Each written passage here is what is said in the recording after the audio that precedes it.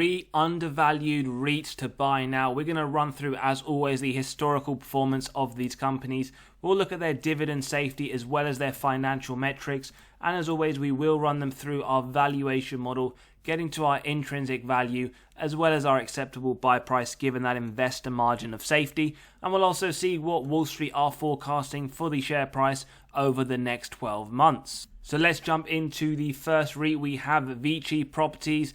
Now they are down around 9% over the last year. They are trading towards the midpoint of the 52-week range with a current yield of 5.33%. Now, if you've been holding this company over the last 5 years, you would be up around 52%, and we can see its all-time highs in the summer of 2022 at around $35, $36. So let's take a look. Now, dividend safety score 50. It does look to be borderline safe, which we'll touch upon shortly. Market cap 32 billion, a large cap company. Now, in terms of the key metrics, well, they didn't have, or they weren't in fact founded during 07-09, so we don't have any comparative data for them today. Dividend growth, well, the latest increase, 6.4% in September last year. Positive to note, not only are you getting a yield of 5% or more, but you're also getting a dividend increase above inflation, that 4% we always advocate on the channel. And we can see they have been increasing those dividends for the last 4 years. Dividend yield theory, as always, states that the company is undervalued when the current yield sits above the 5-year average. We have our first sign of undervaluation, 5.34 versus 5.03. Bear in mind, we're not looking at any of these models in isolation and we'll draw our conclusions towards the end. Forward P to AFFO, 14, sitting again below the 5-year average, so that's another sign of undervaluation. And we can see that the sector P to AFFO of real estate is sitting not too far off at 14.2. Typically on the channel, we do look at the free cash flow payout. However, for REITs, it is more volatile, so we focus on the AFFO, adjusted funds from operations. Now, for the hotel REITs, 75% or less, 2023 for VICI Properties, once the annual report is released, is looking pretty much bang on that maximum. So we should be expecting a nice increase to the dividend this year in the high single digits. Adjusted funds from operation, 37 cents in 2017, 193 in 2022, so it is increasing, very positive, and 2023, $2.12, another increase from the prior year, looking like some nice consistent increases for VICI Properties. Sales growth, well, we can see over the last few years, strong double-digit increase to the top line. 2023 is expected to be no different, with a 54% bump to that top line revenue. Numerically then, we can see from 2017 it has gone from 200 million to 2.66 billion in 2022, 3.47 billion expected in 2023. Now, shares outstanding, it is typical for REITs to do the opposite of what we like. We typically like share buybacks where they return excess cash to our pockets. They essentially have done the opposite. They've diluted your position. They have issued shares, 228 million to 880 in 2022, expected 998 in 2023. Now, there are some REITs that dilute your position faster than others. If you do want to take a look, you can see we have reviewed many REITs on the channel if you want to compare. ROIC then, return on invested capital, 10% or more is the typical number we aim for the majority of companies. For REITs, 3 to 5%. Gives us faith that management are able to effectively allocate their capital, and we can see 2022 at 5%, 2023 expected 8% is very strong and solid for any REIT, which is a good sign for VICI property investors. Operating margin as well, very positive to see, although it is volatile. 2022 at the lowest point is still strong at 63%, as well as the 2023 expected 91%, looking incredibly strong. Net debt to EBITDA then, earnings before interest, tax, depreciation, amortization, shows us the dividend safety as well as the balance sheet strength, and these show us the number of years it would take the company to pay off all of their debt net of cash on hand. Now, for hotel REITs, 3.5 is our ideal top target. 2022 very high at 6.46, hence why you see that dividend as borderline safe.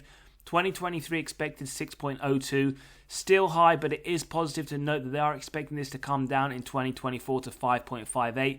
Now again, that is still above that 3.5, so something just to keep an eye on, but it is positive to note that it is starting to come down. Now, in terms of the valuation for VICI Properties, let's jump straight in. And as always, if you're enjoying the content, smash the like button, hit the subscribe and bell button so you are continually notified of these videos as they drop. And as always, typically on the channel, we run through every single one of these models, getting to the intrinsic value. Today's episode, let's jump straight in. Now, the intrinsic value here is just the average of the three models you see on the screen, and it comes to $37.62 for VICI Properties. Margin of safety, as always, or for those that are new, we start off with 10%. That is, we use if we believe it has a wide moat, strong financial metrics, and good forward-looking data. So it is a buy up to $33.86. With a 15% margin of safety, it buy up to $31.98. And at 20%, it isn't quite a buy yet. So it does currently offer a 15% margin of safety around the $31.98 mark. What do Wall Street say? Well, they believe over the next 12 months for the share price to go over $35, so they see some strong 13% upside for VICI Properties. As always, let me know your thoughts about these REITs as we do go along. Moving on to the next REIT, we have Alexandria Real Estate Equities.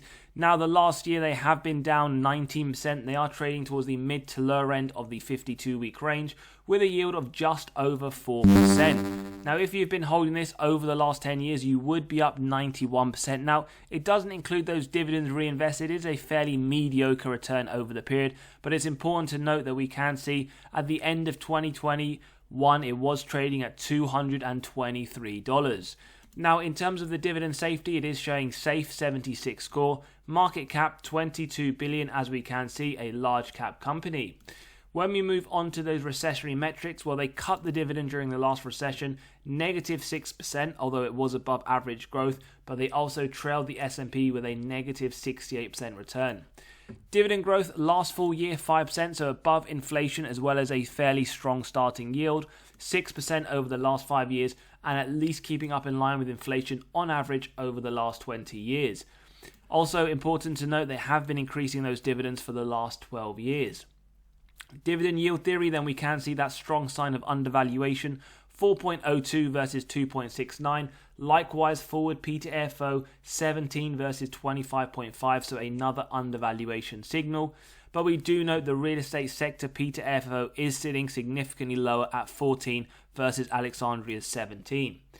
Now let's take a look at the AFFO payout ratio. Below 90% is typical for the majority of REITs. 2022 at 77%, 2023 75%, looking fairly positive, and we should be expecting a nice increase to the dividend this year. Adjusted funds from operation, a bit more inconsistent than maybe we would like.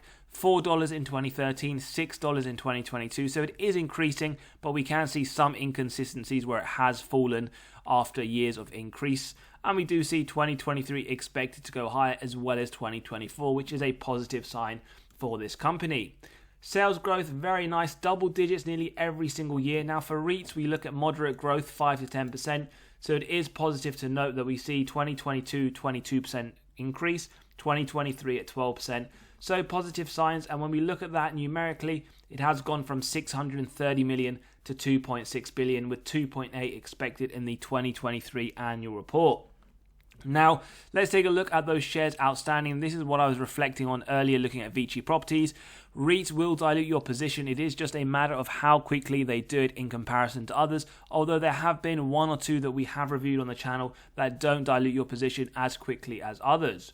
Now, ROIC, that is one issue with this company. Over the last 3 to 4 years, it has dropped to below what we look or like at 2%. So something just to keep an eye on, as we did see quite a number of years at 3%. Now, when we focus on the operating margin, just something to flag. The operating margin isn't too bad, but it has been decreasing.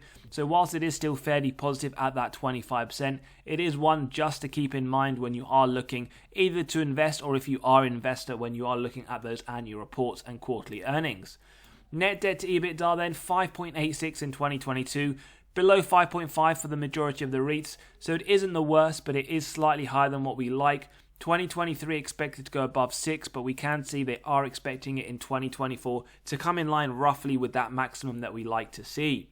So let's take a look at the valuation of Alexandria Real Estate. And as always, if you're enjoying the content, smash the like button, hit that subscribe and bell button so you are continually notified of these videos as they drop. And you can click on that pinned comment below if you want to grab a copy of the valuation model to get to the intrinsic value and acceptable buy price of companies in your own portfolio. Starting off at 10%, we can see an acceptable buy up to $139. At 15%, Still a buy up to 131, and at 20%, a few dollars shy. So you could argue between 15 to 20% margin of safety for Alexandria Real Estate. In terms of Wall Street, well, they see the share price to go to around $143 with around 13% upside over the next 12 months. Let me know in the comments if you do believe this is a buy now, as I know a lot of people will have a lot of different opinions on this industry for Alexandria Real Estate. Jumping into the third REIT, then we are looking at Equinix. Now, this is one that didn't have a bad year when we can see up 12%. It is trading towards the upper end of the 52-week range with a forward yield of just over 2%.